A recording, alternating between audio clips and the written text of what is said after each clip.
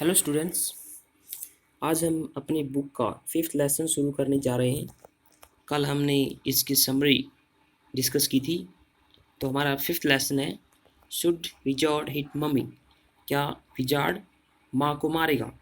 Written by John Updike. Let's start the lesson. In the evenings and for Saturday naps like to reach. In the evening शाम को, and for Saturday naps, nap होती है थोड़ी देर की नींद जिसको झपकी बोलते हैं। शाम को, शनिवार को, झपकियों में, जैसे कि आज। तो शनिवार को जैसे कि आज, झपकियों में और शाम को। जैक टोल्ड हिज डॉटर जो a story out of his head. Out of his head means कृत्रिम, बनावटी। तो आज की तरह ही शनिवार को शाम को झपकियां लेते हुए जैक अपनी बेटे जो को एक बनावटी कहानी सुनाता है। दिस कस्टम, यह रिवाज, बिगुन शुरू हुआ था, व्हेन शी वाज 2, जब वह 2 साल की थी। तो this custom was itself now nearly 2 years old. और यह परंपरा अब लगभग 2 साल पुरानी हो गई है। तो शुरू कब हुई थी? जब जो 2 साल की थी, और 2 साल पुरानी ये कहानी हो गई है, मतलब जो की उम्र अब 4 साल हो गई। And is had felt empty, और जैक का जो दिमाग है वो अब खाली महसूस कर रहा है। तो जैक ने अपनी बेटी जो को एक कृत्रिम कहानी सुनाई। यह परंपरा 2 साल पहले शुरू हुई थी, जब जो 2 साल की थी, और अब जैक का जो दिमाग है वो खाली महसूस कर रहा है। क्यों खाली महसूस कर रहा है?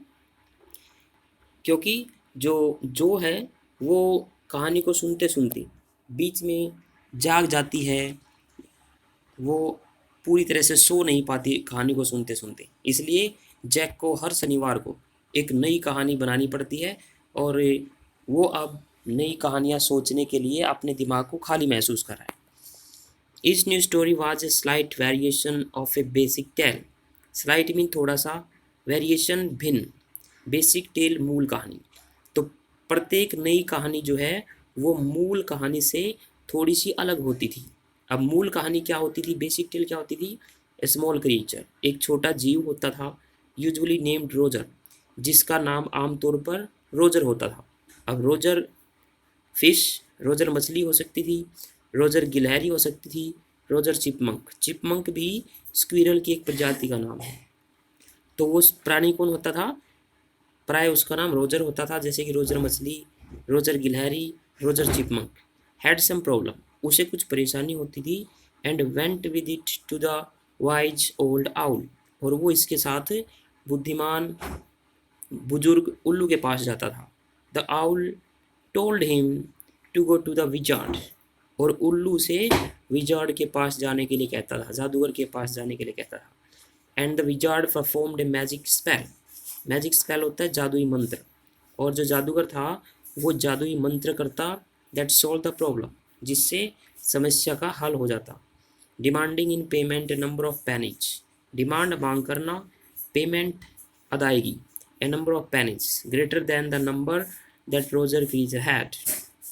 और वो जादूगर पेमेंट के रूप में बहुत सारी पैनी, पैनी मीन जैसे हमारे सिक्के होते हैं, बहुत सारी पैनियों की मांग करता था, जितनी की रोजर जीव के पास नहीं होती थी।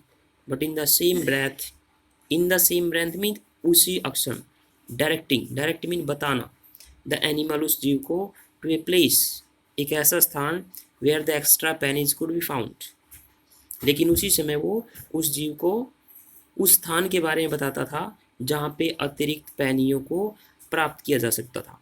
Then Roger was so happy, फिर रोजर बहुत खुश हो जाता। He played many games with other creatures, वो दूसरे जीवों के साथ बहुत सारे खेल खेलता। And went home to his mother just in time, और वो समय रहते अपनी माँ के पास चला जाता। To hear the train whistle, whistle mean सीटी बजाना, ट्रेन को सीटी बजाते हुए सुनकर।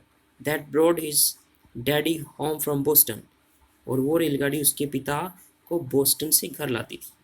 तो जो रोजर था वो बहुत खुश हो जाता, अपने दोस्तों के साथ बहुत सारे खेल खेलता, और वो अपनी माँ के पास चला जाता जब वो रेलगाड़ी को सीटी बजाते हुए सुनता, जो कि उसके पिता को बोस्टन से घर लेकर आती थी। Jack describe their supper mean dinner.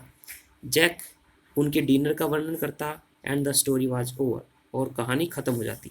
तो ये बेसिक टेल होती थी। Working his way through this scheme was specially fatiguing on Saturdays. Working his way, अपने तरीके से कार्य करते हुए, थ्रू दिस स्कीम, इस योजना के तहत, स्पेशली मुख्य रूप से, फैटिगिंग होता है थका देने वाली, ऑन सैटरडे शनिवार को। तो इस प्रकार से इस योजना के तहत कार्य करना विशेष रूप से शनिवार को थका देने वाला होता था। बिकॉज जो नेवर फेल asleep इन नैप्स, नैप मीन झपकी, क्योंकि जो झपकियों में कभी सोती नहीं थी, एनी मोर ज़्यादा, and knowing this made the rite seem futile.